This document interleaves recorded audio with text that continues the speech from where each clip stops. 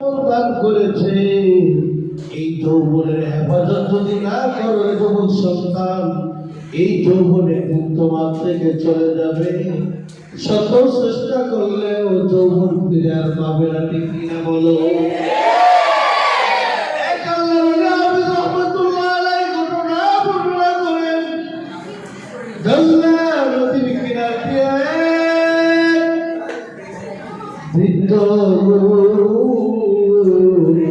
সন্ধ্যাবেলায় দশরা নদীর কিনার দিয়ে হাঁটে আর চোখের পানি ছেড়ে বিদ্যুৎ আর কি যেন মনোযোগ দিয়ে খুঁজতেছে নিজের দিকে তাকায় তাকায়।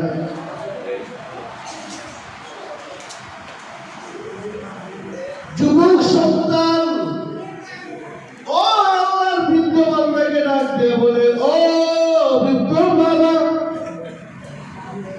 সন্ধ্যাবেলায় এই দশটা নদীর কিনার দিয়ে নিচের দিকে তাকাইয়া তাকাইয়া কি খুঁজতেছে আর চোখের পানি ফালাইতেছে? বলবো করবো না? আল্লাহ বলে, ও যুবক সন্তান, এমন এক জিনিস হারাইছে রে যুবক, এমন একটা সম্পদ হারাইছি রে যুবক। আজীবন যদি চেষ্টা করি আর নিচের দিকে তাকায় তাকায় খুঁজি, যুবক সন্তান রাতের পর রাত এসে যাবে, সন্ধ্যার পর সন্ধ্যা এসে যাবে, তারপরেও সেই জিনিসটাকে খুঁজে পাবো না। এরপরেও ইতমিনানের তলবের জন্য, অন্তরকে প্রশান্ত করার জন্য, তারপরেও হিজলা নদীর কিনার দিয়ে হাঁটি আর চোখের পানি ছাড়ি আর ওই মূল্যবান সম্পদটাকে খুঁজি।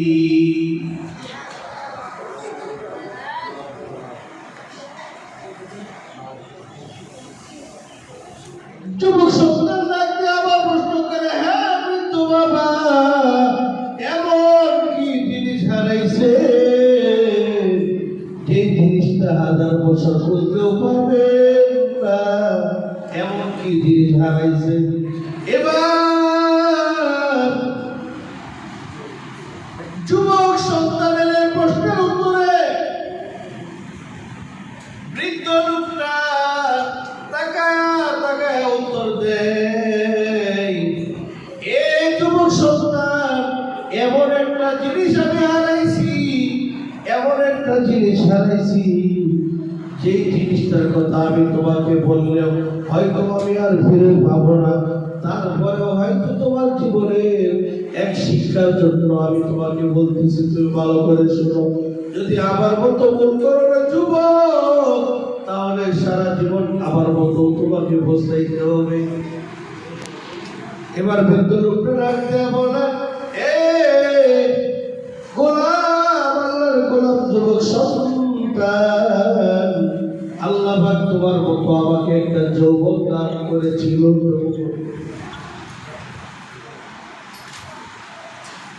টকবকে যুবক ছিলাম, যৌবনকালে আল্লাহর হুকুম পালন করতে পারতাম, নামাজ আমার উপর ফরজ হয়েছিল, কত সময় অতিবাহিত করেছি, নামাজের মুহূর্ত চলে গেছে, নামাজ পড়ি নাই।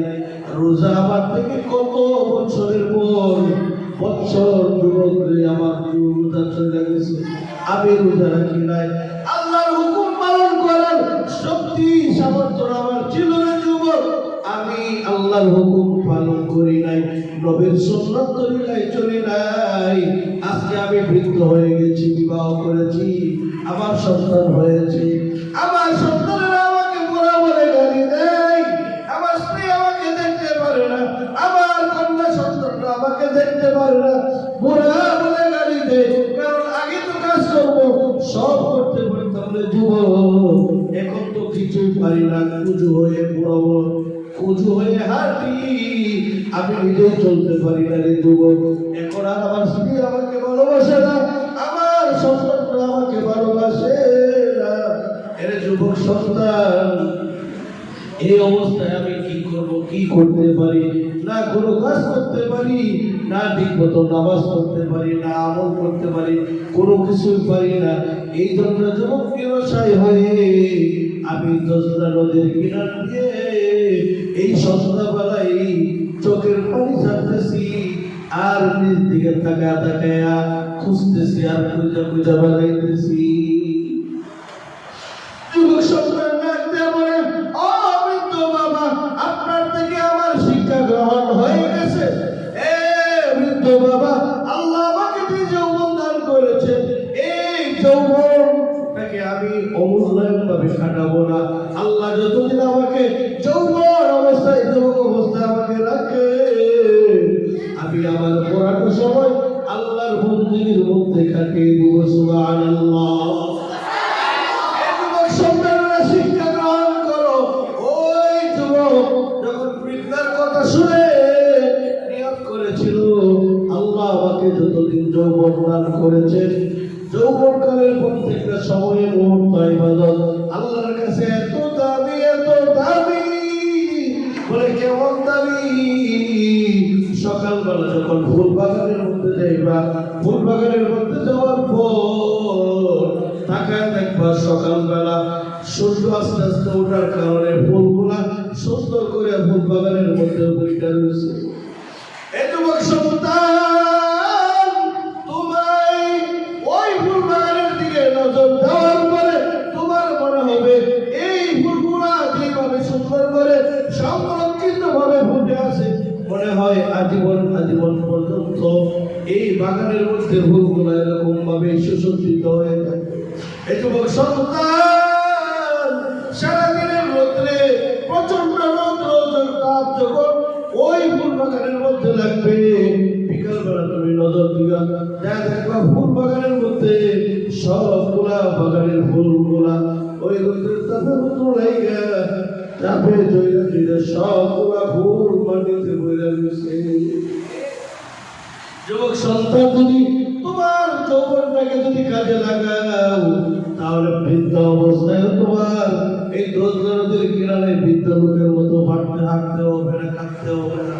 যদি আল্লাহর পথে ব্যয় করো যুবক, এই সময়টা যদি আল্লাহর পথে কাজে লাগাও, দেখবা আল্লাহ দুনিয়াতে তোমাকে এই কোরআনের কারণে দুনিয়াতে সম্মান দান করবেন, পরকালেও তোমাকে এই কোরআনের জন্য মুক্তি দান করবে।